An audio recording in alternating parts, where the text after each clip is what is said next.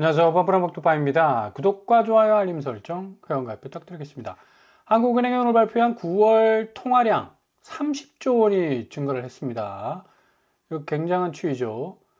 증시 상승과 더불어서 6개월 M2, 그러니까 광의의 통화가 좀 증가하고 있는 건데 유동성 자체가 0.7% 정도 늘어났고요. 이렇게 계속적으로 유동성이 확대가 되고 있다라는 얘기. 결국에 가서는 한국은행 지표에서도 M2 평전에서도 4,430조 원. 그러니까 전월보다 30조 3천억 정도가 더 증가하는 추세를 보이고 있다는 얘기죠.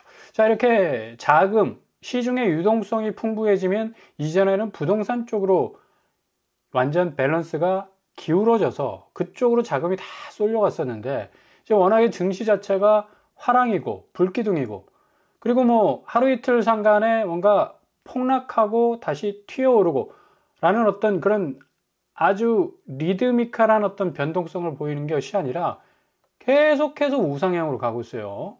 코스피 증시가 4,100선에 계속적으로 지금 스탯을 쌓아가고 있기 때문에 많은 사람들이 이거 일시적 현상이 아니구나, 중장기적으로 좀 가져가야 되겠다라는 생각 때문에 기존에 지금 어디 적당한 투자처를 찾지 못해서 M2, 그러니까 평전 자체가 굉장히 부유하는 물거품처럼 둥둥 떠다니 있었는데 이게 결국에 가서는 이제 증시 쪽으로 흘러 들어갈 공산이 아주 커졌다는 얘기죠.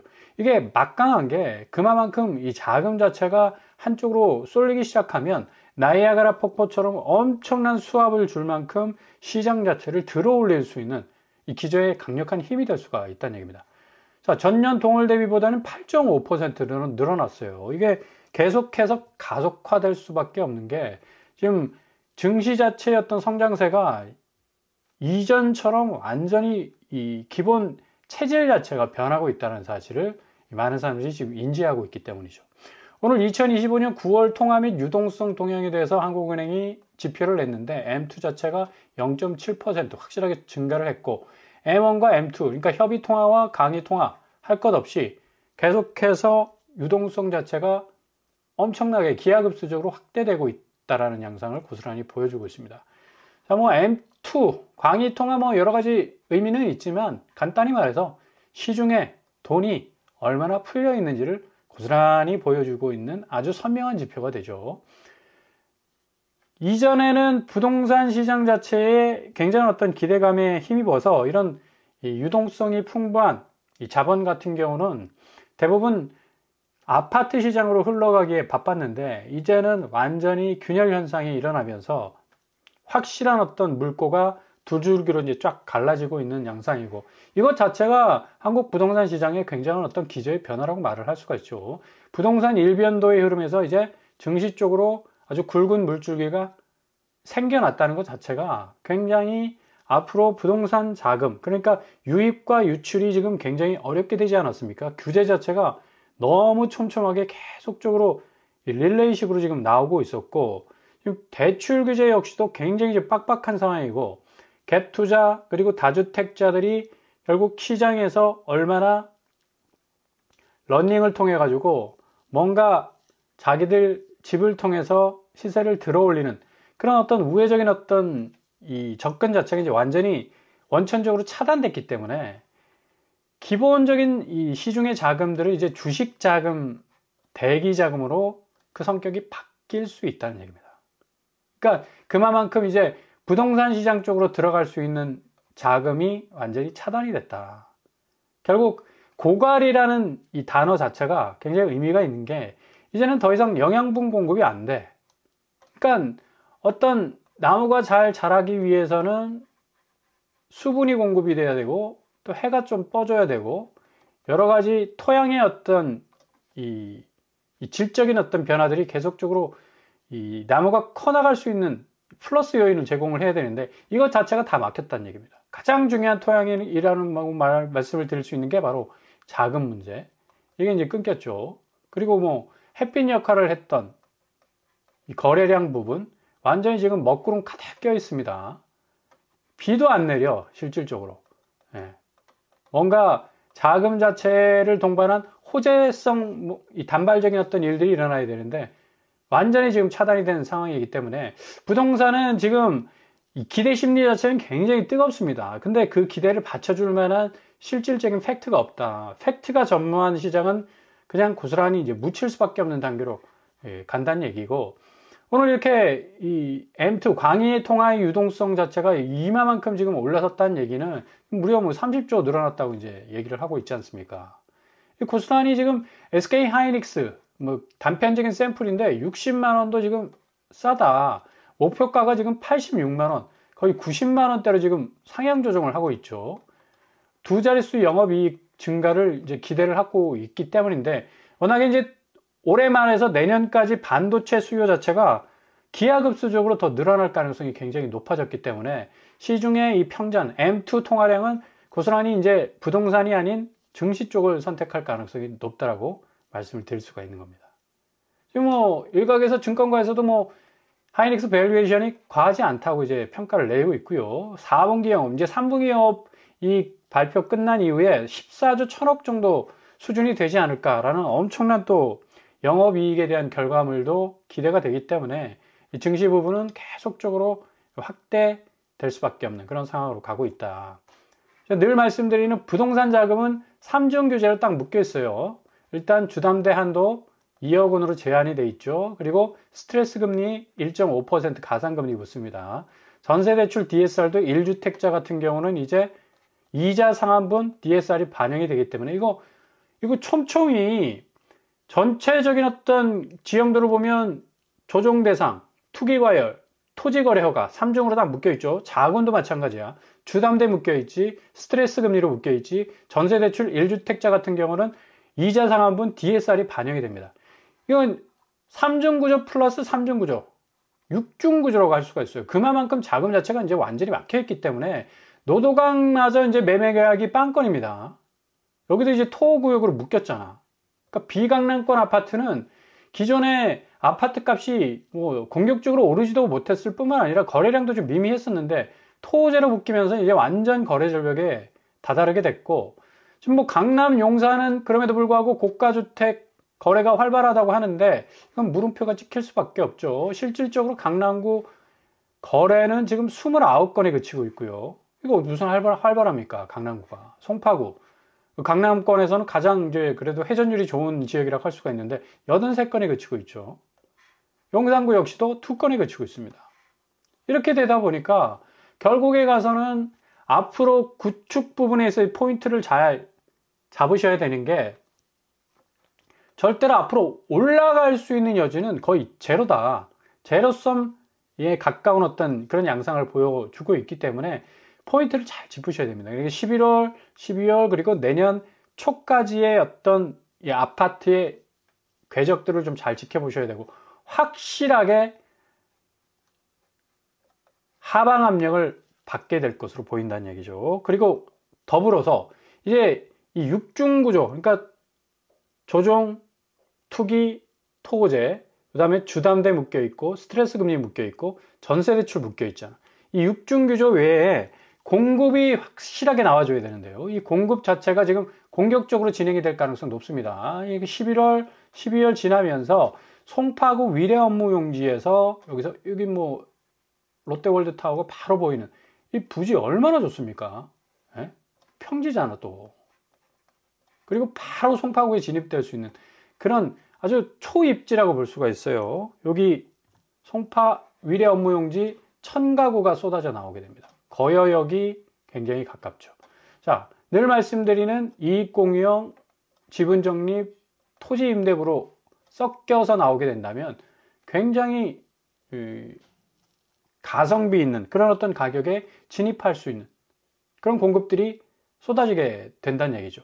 이렇게 되면 결국 규제에 묶여있던 아파트들이 결국에 가서 딱 쳐다보니까 와, 이거 서울의 핵심 지역에서도 이런 가격에 나오네. 충격과 공포를 느낄 수가 있어요. 바로 이 모든 시장의 아파트 단가는 조정이 될 수가 있다. 그리고 한국교육개발원 부지, 여기도 서초구 한국교육개발원 부지가 굉장히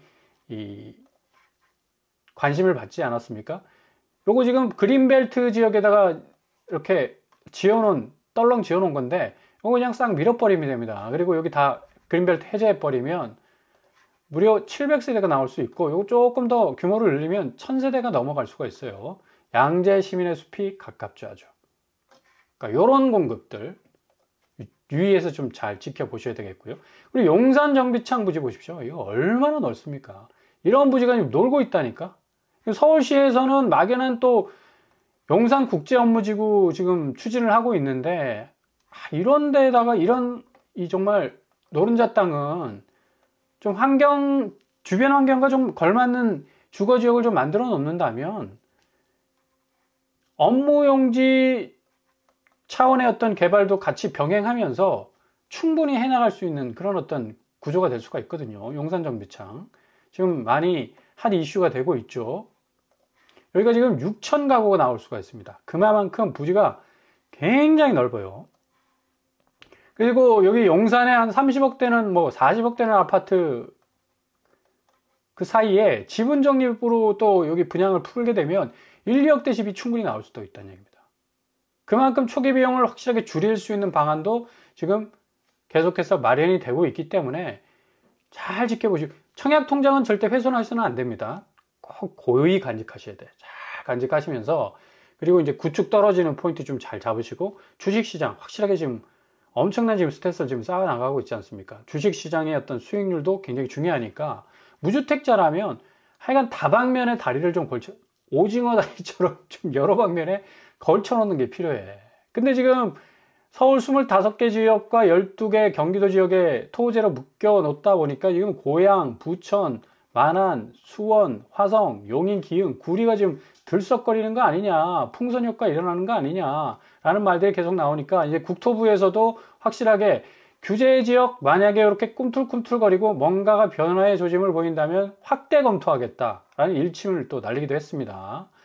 이렇게 되면 지금 화성구리가 지금 가장 뜨거운 감자가 되고 있는데, 요거 비규제 지역에서 다시 규제 지역으로 묶여버린다는 얘기예요. 그러면 이제 똑같이 가는 거지. 그러니까 그만큼 지금 카드 자체를 아주 속도감 있게 잘 꺼내 놓을 것 같고, 지금 제일 중요한 거는 요거죠. 공급, 송파구, 서초구, 또 용산구,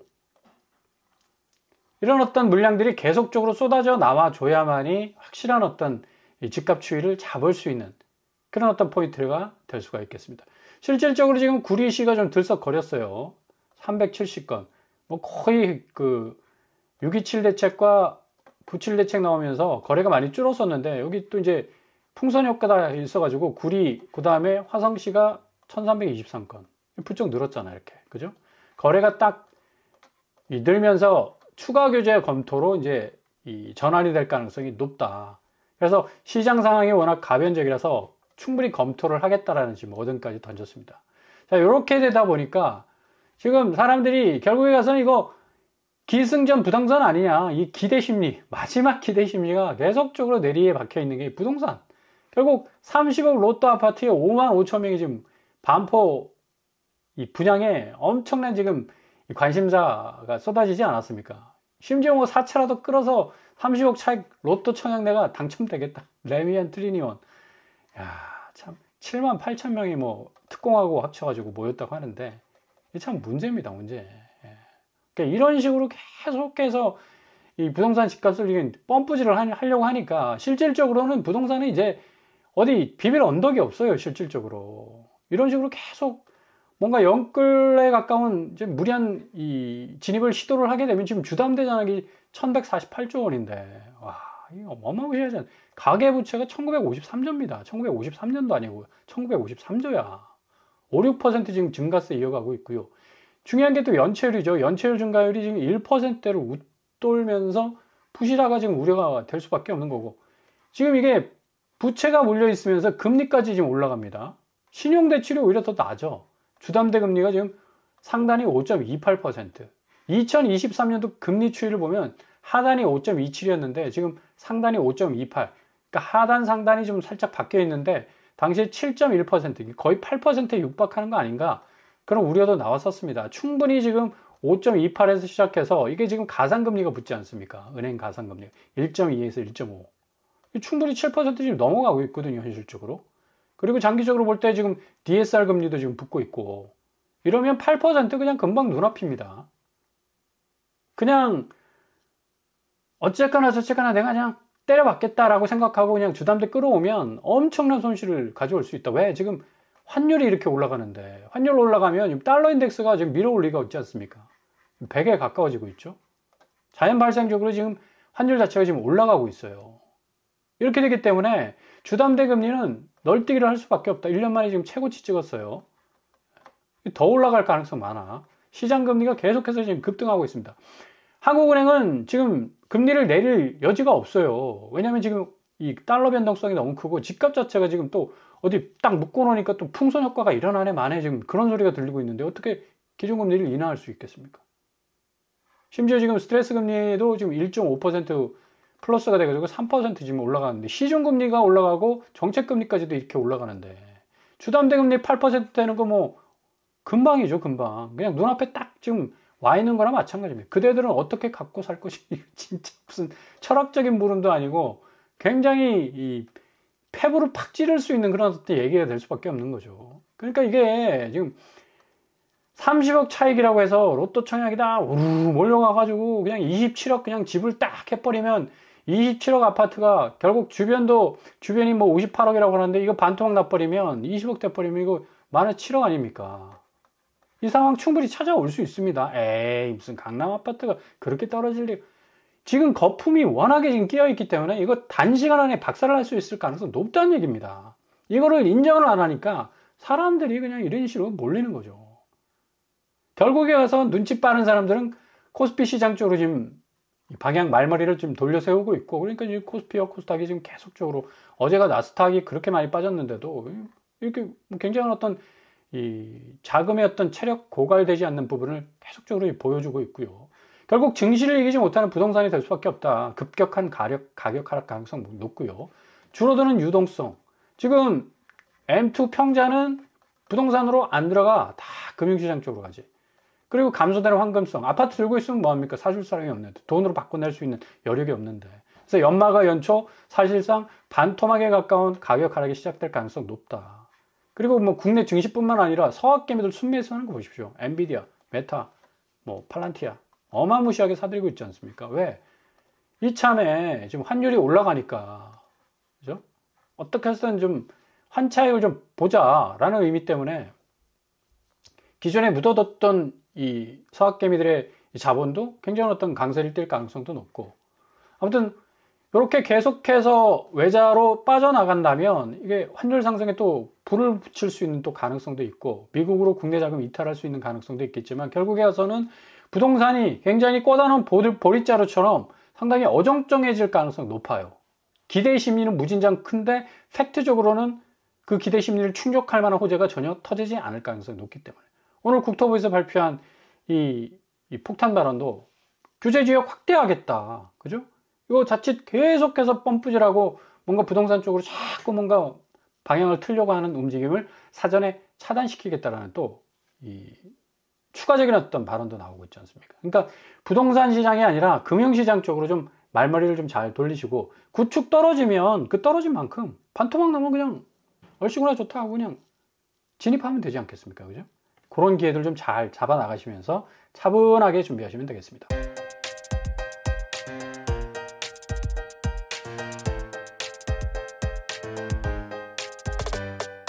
오늘의 부동산 캐릭터처, 이 국토부의 굉장한 어떤 추가 규제의 또 의지도 확인을 오늘 해볼 수가 있었습니다. 뭐 구리와 화성 쪽이 좀 들썩거리는 듯한 어떤 느낌을 주니까 다시 원천적으로 차단하겠다라는 규제가 나올 수도 있고요. 전반적으로 좀 오늘 한국은행이 발표한 M2 광의의 통화 유동성이 엄청나게 좀 확대되면서 이게 부동산 쪽으로 흘러 들어가는 것이 아니라 금융 쪽으로 더욱더 가속도로 붙여서 들어갈 가능성이 높기 때문에 좀 잘 지켜보시면서, 무주택자라면 금융시장에서 좀 쏠쏠하게 차익을 챙기시면서, 또 구축 떨어지는 거, 내가 집을 먼저 사서 그 집이 올라가는 것보다 그 집이 반토막 나서 쭉 떨어지는 게 훨씬 나한테는 리스크가 좀 적어질 수 있고, 또 훨씬 또 이득을 줄 수 있는 부분 아닙니까? 잘 지켜보시면서 기회를 잡아 나가실 수 있길 바랍니다. 오늘도 응원합니다. 항상 여러분의 길이 꽃길만 되실 수 있길 바랍니다. 이상 오반브라 목토판을 마치겠습니다. 구독과 좋아요 부탁드립니다. 감사합니다.